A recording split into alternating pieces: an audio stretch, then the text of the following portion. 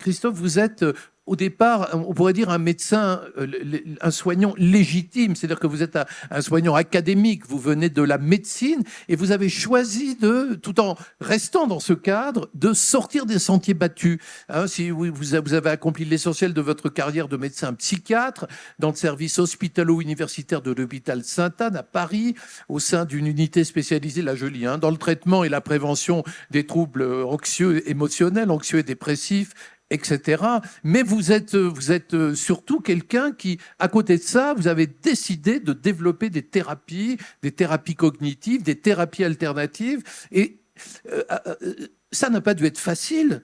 Moi, mon problème, quand j'ai commencé en psychiatrie, c'est que la psychiatrie était monolithique à l'époque. Il n'y avait de place que pour la psychanalyse. La médecine était monolithique. Il n'y avait de place que pour la médecine officielle, c'est-à-dire cette médecine qui attend qu'on soit malade pour s'occuper de nous. Ce n'était pas une médecine de la santé, mais une médecine de la maladie.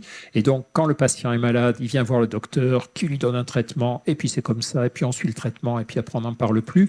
Et voilà, tout ça, ça ne me convenait pas, effectivement.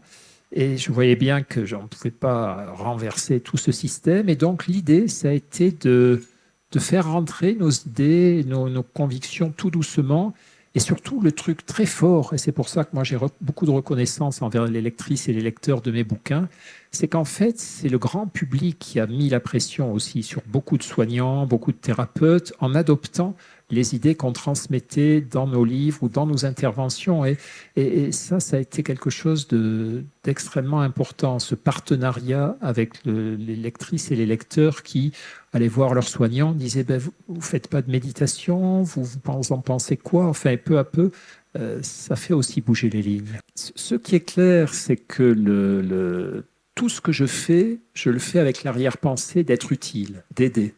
Que ce soit mes chroniques sur France Inter, qui parfois donnent l'impression d'être légères, mais où je fais passer mes convictions, que ce soit mes chroniques dans Psychologie Magazine, d'autres revues, mes livres, évidemment, à chaque fois, je relis ce que j'ai écrit en me disant quel est le service rendu. Voilà.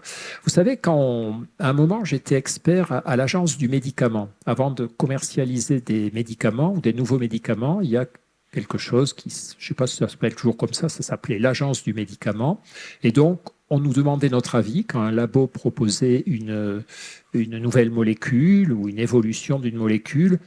Et cet avis, en gros, c'est quel est le service médical rendu par ce nouveau médicament? Est-ce qu'il y a déjà la même chose qui existe? Donc, dans ce cas-là, pourquoi on rembourserait encore notre truc? Est-ce que c'est un petit plus parce que c'est la même efficacité, mais il est mieux supporté? Bref. Et je crois que dans mes interventions, et il n'y a pas que moi d'ailleurs, on est très nombreux à raisonner comme ça, je me pose le même genre de questions. Je me dis, quel est le service psychologique rendu?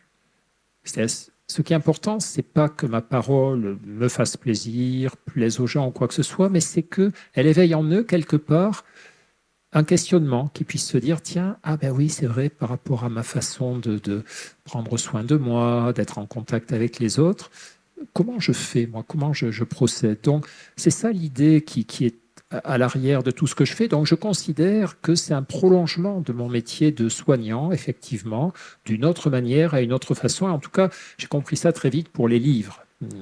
Mais bon, il ne faut pas qu'on parle que de moi, quand même. Quand on est souffrant, on n'arrive pas à demander de l'aide, on le garde pour soi. Lorsqu'on souffre de mésestime de soi, l'estime de soi, c'est le regard qu'on porte sur soi, la valeur qu'on s'accorde, et puis la valeur qu'on pense que les autres nous accordent. Et quand l'estime de soi marche mal, eh bien, on estime qu'on n'a pas de valeur, on n'est pas digne de déranger les autres, on n'est pas digne de demander de l'aide parce que ça va les déranger, parce qu'on ne mérite pas de recevoir de l'aide, ou parce que peut-être on ne va pas être à la hauteur, on ne va pas arriver à appliquer les conseils. Enfin, il y a tout un tas de choses très, très étranges. Et j'ai une chercheuse, une amie proche, qui est aussi chercheuse à l'Université de Lyon, qui s'appelle Rebecca Shankland. Celles et ceux d'entre vous qui connaissent un peu la psychologie positive doivent avoir lu des bouquins ou des articles d'elle. Et elle avait fait toute une série d'études sur des mamans en burn-out, les mères célibataires en burn-out, et elle s'apercevait qu'un des marqueurs, des prédicteurs du burn-out, c'était que c'était des jeunes mamans qui n'osaient pas demander de l'aide, qui n'osaient pas dire là je suis vraiment en détresse, est-ce que tu peux m'aider, qui n'osaient pas activer leur réseau social pour solliciter cette aide, non pas parce qu'elles pensaient qu'on allait leur refuser, mais parce qu'elles se disaient je ne vais pas déranger les autres. Et ce qu'il y avait en arrière-plan, c'est évidemment je ne mérite pas, je ne suis pas quelqu'un qui mérite de déranger les autres, ma valeur est insuffisante, etc. Donc voilà, ça, ce sont des choses qu'il faut aller chercher chez nos patients et évidemment les aider à les transformer.